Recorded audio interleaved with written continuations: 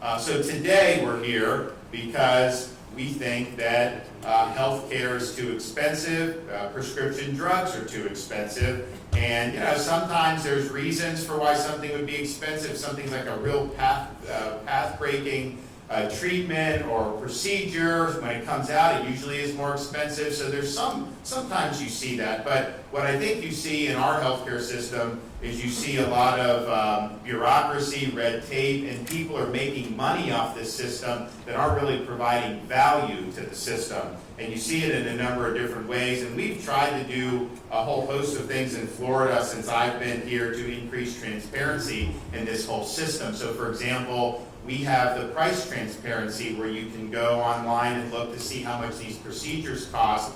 We now have some health insurers for our state employees. They can do what's called shared savings. So if you pick a procedure that's cheaper at one place than the other, the savings gets passed on to you as with your premiums going down. And we've been able to save people millions and millions of dollars in our state system.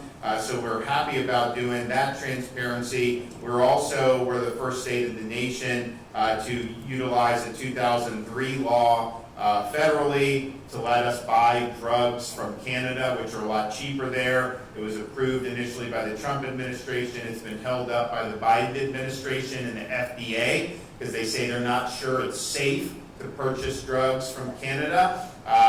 Meanwhile, they'll approve a jab for a 6-year-old baby with an mRNA COVID shot with almost no data to support that. They don't care about the safety there, but somehow they're so concerned that if we just purchase drugs from a different market, that's going to be a major safety concern in the United States. And of course, that's not true. They're just running interference for the pharmaceutical companies, because obviously, if we have to buy it here, it's way more expensive. It's the same drug, just going across the border, so we're trying to access foreign markets to do that, and they're still holding it up many, many years later, even though Biden himself said that he wanted this to go forward.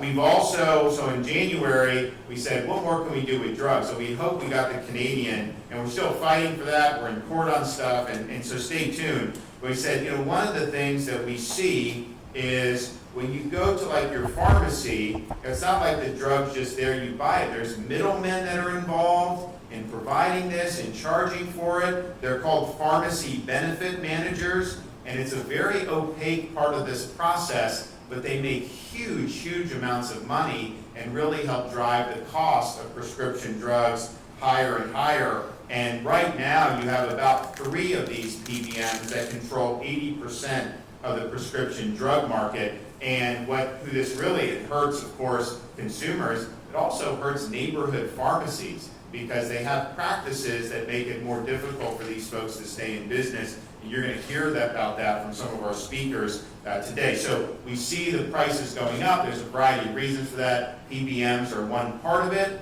There's a lot of money being made, not a lot of value being returned to consumers, and making it more difficult for our small businesses to operate. So today we'll be signing the Prescription Drug Reform Act, and it is going to reform these problematic practices that have been used by PBMs. So some of the things they do, so one thing they do is called spread pricing. And what they do is when they charge health plans and payers, they will charge them more for a prescription drug than what they actually reimburse to the pharmacy, and then they keep the difference.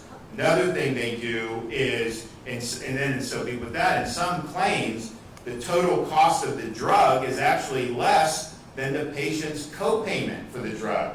And then the PBM will claw back the difference of that. And so that's not good for the pharmacies, of course not good for the consumers either. So these are not practices that really benefit anybody. They're not really adding value to anything. It's just somebody's in the middle of this, and it's basically an arbitrage opportunity. And so that's what we're doing. Another thing they will try to do is, because these are vertically integrated entities most likely, they will try to say, okay, you have to get your drugs through mail order pharmacy that they control. And so we're undoing that. It's called steering, and it's a deceptive practice. And so what we're saying is PBMs can't steer you to their vertically integrated mail, that if you want to be able to go to your local pharmacy and get it, then you should have a right to be able to do that. If you want to do the mail, that's fine. You should have that option, but you should not be forced to do the mail just because they're going to be making more money if you do it that way. And then there's also a lot of transparency elements in this, not only for PBMs, but also for prescription drugs and price increases, and making sure that they're providing the information about why these drugs are going up once they hit a certain threshold. And so we think that that's something that's very, very, and we're going to be tracking the prices of drugs and the increases of drugs. And so according to the most recent research in 2022, drug makers raised prices on more than 1,400 drugs, which is the most they've done since 2015. And so look, I mean, sometimes you develop drugs and it can be, there could be demand, it can cause it up. That does happen, but I think what a lot of those price increases are is just taking advantage of the convoluted system in order to be able to raise prices and make more money on folks. And again, in a good economy, you make money by providing value to consumers. I mean, that's really where you're supposed to do good. So much of our healthcare system, people are making money, making life more difficult for consumers and making the system less transparent. So we're trying to go in a different direction in Florida in a variety of ways, and today is a really big step in that direction. So this is something that when you are dealing with any entrenched interest sacred cow, they don't just let it go. And so these guys in the legislature got lobbied very heavily. They were told the sky's going to fall if you bring transparency to PBMs, even though many other states have actually done it.